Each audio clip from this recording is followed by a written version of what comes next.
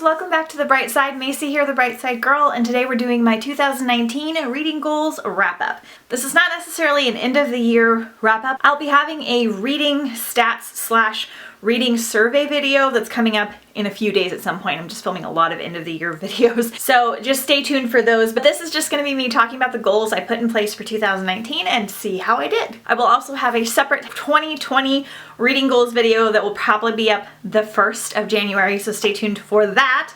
But for now, we're just going to dive into these goals. So I've got my little notebook here.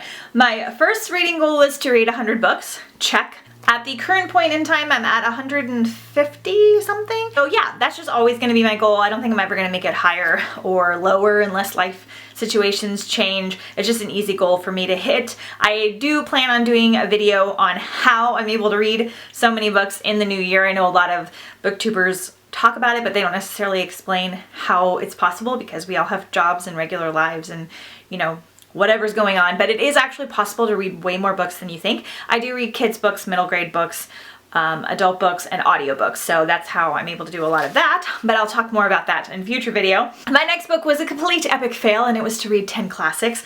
I think I read 9 last year or something like that, so I thought 10 would be easy, and this year was kind of a big giant reading slump for me. I had a lot of company come from January through May. We had like my two friends stay with us in January. We had my cousin come in like January or February. Then we had some more friends coming in March and then more friends coming in May. And it was just crazy. And I never kind of got caught up in the new year. Like I spent January kind of getting caught up on everything and cleaning.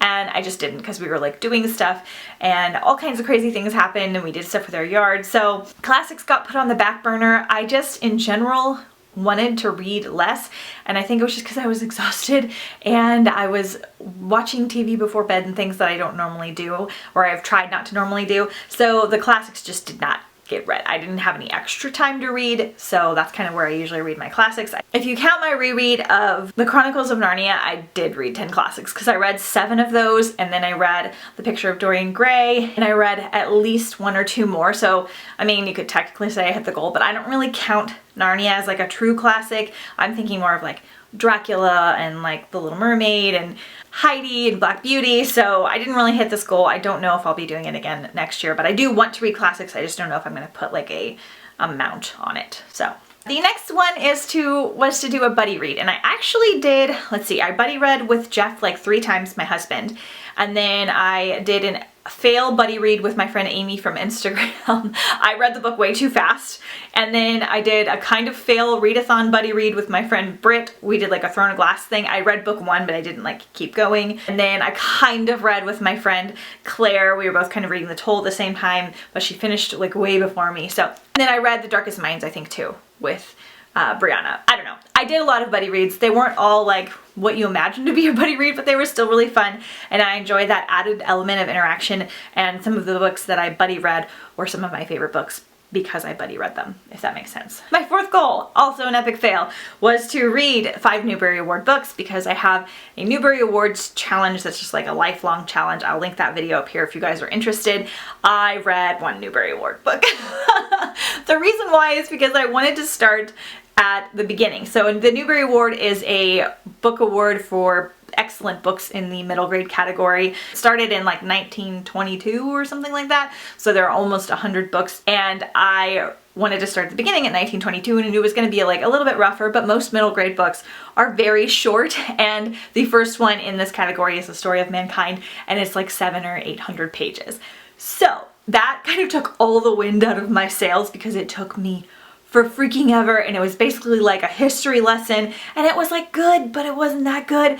And so I do plan on continuing this like throughout the years, and the next books aren't so bad. And then I think I also read, second one is The Voyages of Dr. Dolittle, so I read the first book to prepare for that one because it's the second book in the series. I technically didn't read 2 Newbery Awards, I read 1, so whatever. Next challenge I had was to read all of one author. Basically to read an author that maybe I've read like 1 or 2 books of or nothing of, and then just like completely read everything they've ever written. I didn't do this either.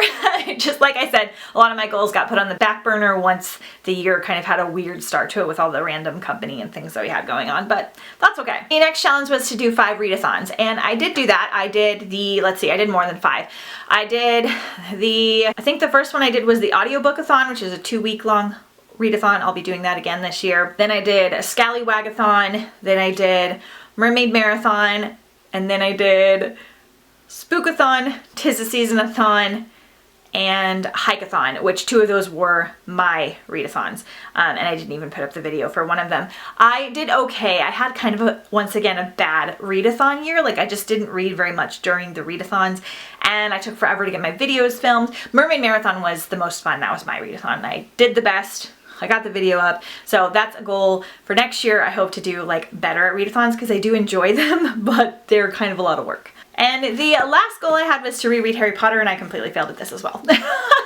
I did not reread anything Harry Potter. However, I want to do it with the new illustrated classics, and I did get the first book for Christmas. I already have books 2 and 3 just from being gifted, and so I only need the 4th book, and then I'll just maybe wait for the others or just read them.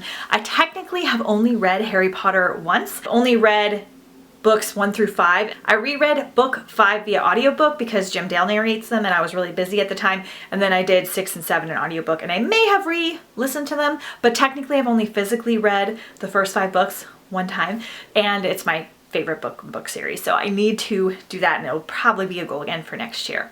So those are all of the goals that I had, and I did okay. I think that, you know, it's just something fun to kind of keep in the back of your head and challenge yourself a little bit, but nothing to get like too stressed about or intense about, because after all, reading is for enjoyment for the most part, unless you're doing it for school or for work or something. But all the books I'm reading are fiction for the most part. I had a great time, so stay tuned for more stats and wrap-up type videos, and let me know how you guys did on your reading goals, and are you setting any in the new year? I'll post that video January 1st, and I'll see you guys next time on The Bright Side. Bye!